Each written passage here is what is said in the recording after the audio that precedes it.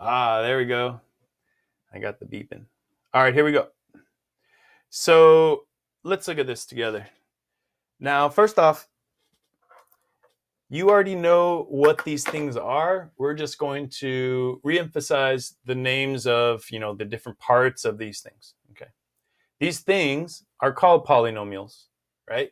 So like polytheism, polyamory, polygon, that just means more than one, multiple. So a polynomial is talking about more than one term, okay? And you might maybe even make a little polynomial, more than one term, okay? Different kinds of polynomials. You can have binomials, trinomials. After that, we just call them polynomials, okay? Binomial, like a bicycle, has 2 terms. Trinomial, like a tricycle, has 3 terms. And the rest after that, you just call them polynomials, okay? So that's how we're going to break down this information. And now let's go ahead and get to it, because we're going to label, or from this polynomial example, we're going to figure out what all these vocab words mean by giving examples, okay? So if I'm looking here and trying to figure out what terms are, I could write all the terms to show that. I'm going to write 9x to the 4th, comma, 3x squared, comma, 12x, comma, negative 3. Okay. So terms, that's just, this is a term, that's a term. It doesn't matter if it's a number or a variable or it has exponents or anything. Those are all just terms. Okay. Now the degree of the polynomial. So the degree, whenever I say what's the degree of your, what's the degree of your polynomial, it always looks at your highest exponent. Your highest exponent is going to be your degree. So you can write that, highest exponent. So the highest exponent right here, the degree of the polynomial is 4. 4, as in 9x to the 4. Okay, it's 4. Okay, the highest exponent. Okay, these are just vocab words, guys. Coefficients are those numbers in front of the variables. 9. Go ahead and tell me the other coefficients in the chat. What are the other coefficients? That's more fun.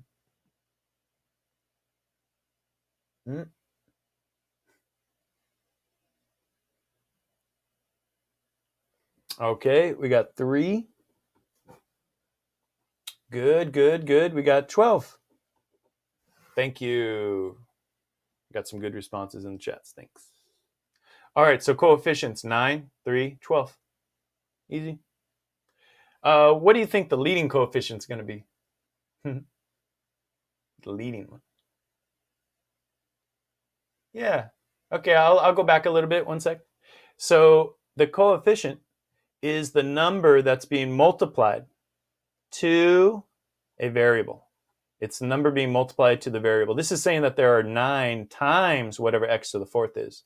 There's 3 times whatever x squared is, okay? So yeah, the coefficient's always going to be in front of the variable. It could be x, it could be y, it could be z, it could be m, n. Variables can be any numbers. But here we have plus 12 because it's 12 times x. It's whatever the variable is being multiplied by, to clarify that. Now going back, the leading coefficient in this case is 9. It's 9, and we're going to learn when we get to this one down here, descending order is always going to make it so that the first coefficient is our leading coefficient. Okay, here we go. Our constants, negative 3. This guy. Okay, so first off, I'm going to give you another one here. I'm just going to write another one. Let's see.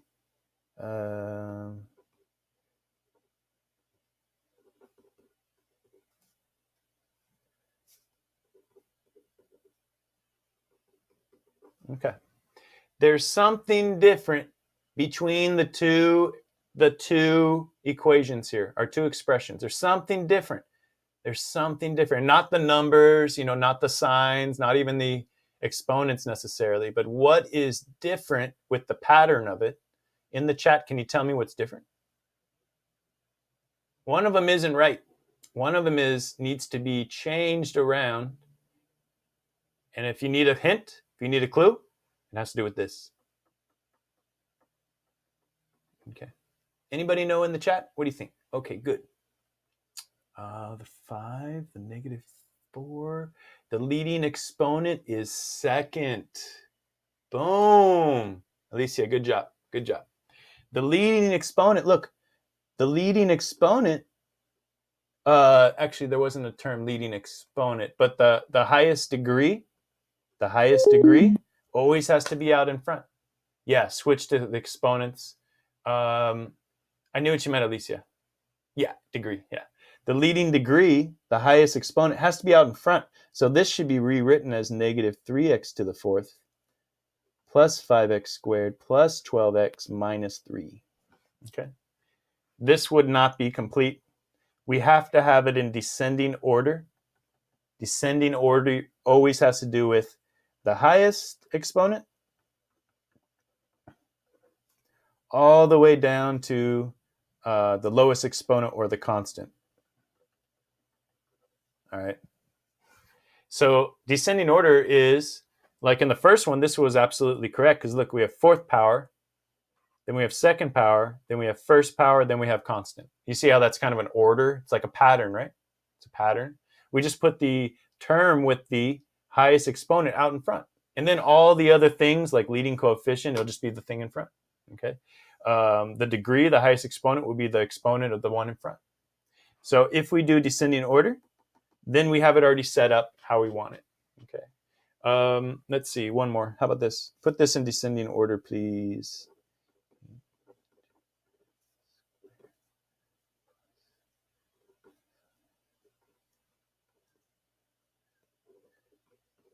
All right, go ahead and put that in descending order, please. Put that in descending order. And let's see. Once you get in descending order, I want you to tell me what is the degree of this polynomial. Tell me in the chat, when you get in descending order, what is the degree of this polynomial once it's in descending order? Nice. Yes, yes, good. And Jacqueline, it's hard to do the exponents quickly, so I know what you meant with that. That's good. Excellent, Alicia, you got it. Okay, so look what we're going to do. We're going to go in here and say, well, I'm going to put in descending order. What does descending order have to do with? It has to do with the exponent. Here's a 3, here's a 1, here's a 2, here's a constant. So I'm going to go ahead and put -6x to the 3rd out front because it has the highest exponent. It's always highest to lowest. Okay, so the degree is 3 because of this, 3. Okay, thumbs up, sideways down for this part of the lesson so far. It's more vocab, right? But you guys saw on the, the vocab is kind of minor. You'll just have to know the vocab to answer the questions. So that's what this is kind of getting to. And you would learn the vocab anyway as we go through it. I just want to have some common language to start. All right, now we're going to go into the addition. Addition is, when we're dealing with polynomials, the easiest one. Okay, the easiest one. And I just realized that I haven't posted your homework for this yet. One sec. Let me just double check one thing, guys, because I want to make sure I do this. Is it plus and minus? How annoying.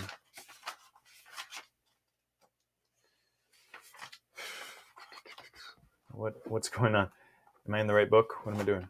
Yes. Sorry for the pause. Here we go.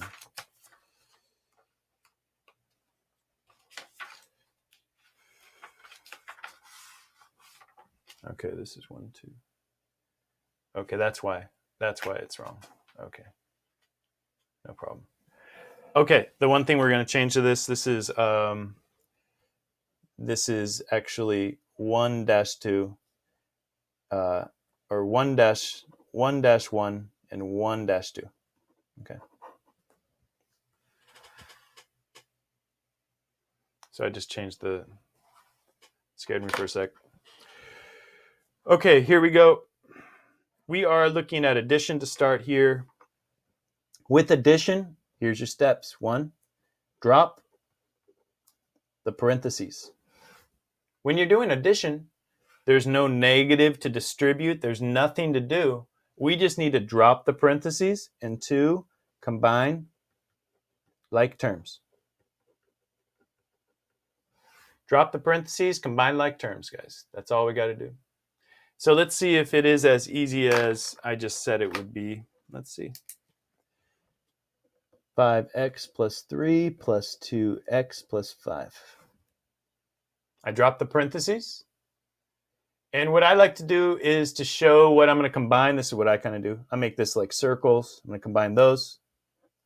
I'll make these like boxes, and I'm going to combine those. Right? I just use these like graphic organizers to keep track of stuff. Make up your own system. You can use diamonds, hearts, whatever you want. Stars. All right, let's combine it. We have positive 5x and positive 2x. We're going to get 7x. Positive 3, positive 5. We're going to get positive 8. Done.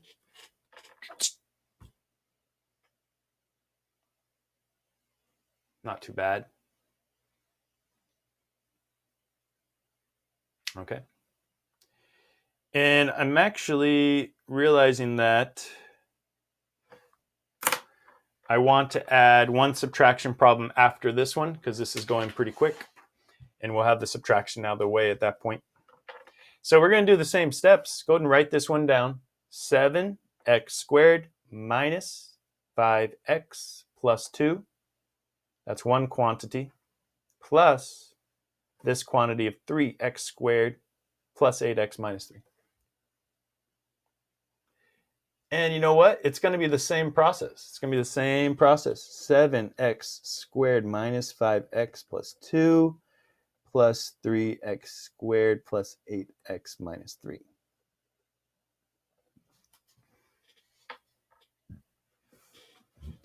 Now, combining like terms, if you need a little reviewer, we'll go ahead and combine like terms with this. Go ahead and make jot those real quick, or just in your head. You can do it mental math if you already know like terms. If you need this example, write these two columns and connect the ones that are like terms. Okay? Just connect the ones that are like terms. And in the chat, maybe you could tell me, like terms are based off of the what? We know they're like terms because they have the same what?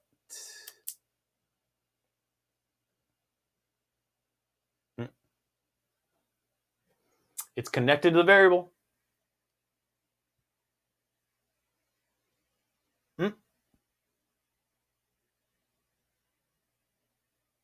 It is part of the term. Third power, they're friends. Yeah, Tamani got it. So it is connected to the variable. We look even more specific. The third degree term connects with the third degree terms. The numbers, constants, connect in like terms with constants. And x and 8x are both to the first power, so we know that those are also like terms. Same exponent, okay? Same exponent. Okay, so let's look here. We're going to combine 7x squared and 3x squared. We're going to go with negative 5x and positive 8x. We're going to go with 2 and 3. So this is just combining those values. We have a positive 7, a positive 3. That gives us 10x squared. Done, done. I should have done that up here, I guess. When you cross them out, then you won't have to worry about them anymore. Okay, let's do the reds. We have negative 5 and positive 8. Keep the sign of the larger number. 8 is bigger than 5, so there's more positive. And then because they're different signs, I'm going to subtract these. What's the difference between it? 3x. Okay. 2 and negative 3, we keep the sign of the larger number. 3 is bigger than 2. We keep the negative. There's more negatives than there are positives. So negative 3 plus 2, take the difference, negative 1. All right, if you had a hard time with that, just combining, I want you to write this. If they're different signs, so this is combining. Different signs, take the difference. Same sign, take the sum. So same sign, sum, different sign, difference. This means we're going to add them. This means we're going to subtract them. So first we would actually keep sign of larger number. Keep the sign of the larger number. And then if they're different signs, take the difference. Same sign, take the sum. So if I was just giving you a quick example here, negative 8 and positive 5. Keep the sign of the larger number. 8's bigger than 5. It's going to be negative. Different signs. Find the difference between these two numbers. There's three numbers between 5 and 8. Okay. Good. All right. Now, I do want to do one example with subtraction. It's very related. The only thing we do is distribute the negative. So I want to do one more problem. We're adding to this subtraction so that we can have that out of the way, because I just realized it's so similar. We can fit it in here and still have be out of here 30 minutes early. So let's look. Subtraction.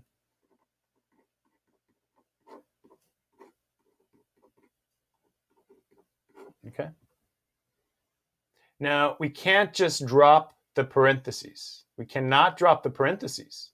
If we dropped the parentheses, then this positive 5x would automatically be considered a negative 5x if we just drop the parentheses. Because we have this negative here, with subtraction, our steps are almost the same, except number 1 is going to be distribute the negative to the second, that's called a quantity, the second parentheses. Okay, like this. I'm multiplying. When I distribute, I multiply. Okay, so when we distribute, we multiply. So the first one, nothing happens with the first one. We could just drop those parentheses. But for step 1, we had to distribute negative times 5x, negative 5x. Negative times a negative 7, positive 7. You see? That's all we have to do first.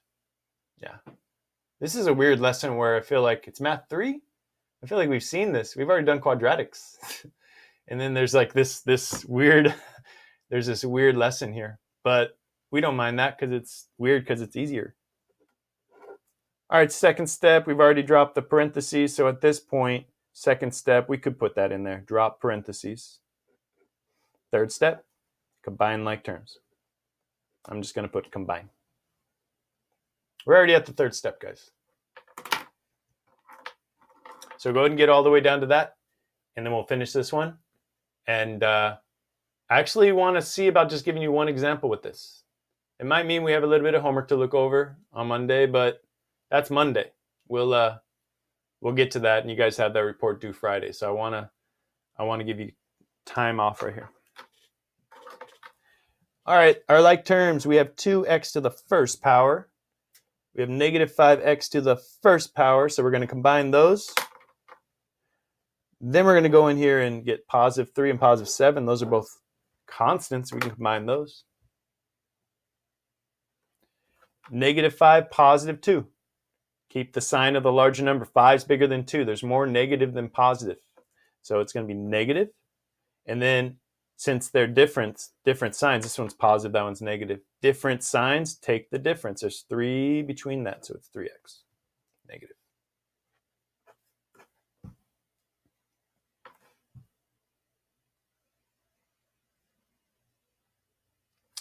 You don't even have to think about it when I say 3 plus 7, but I'm like going back to first grade and I'm saying, actually, your first grade teacher taught you all wrong.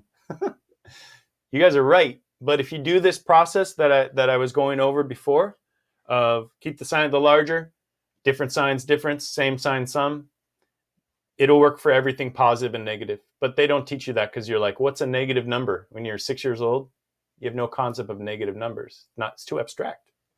So look, we'll do the same process, asking the same questions. Keep the sign of the larger number. 7's bigger than 3. We know it's positive. Same sign, take the sum. Same sign, sum. 3 plus 7, 10. Done.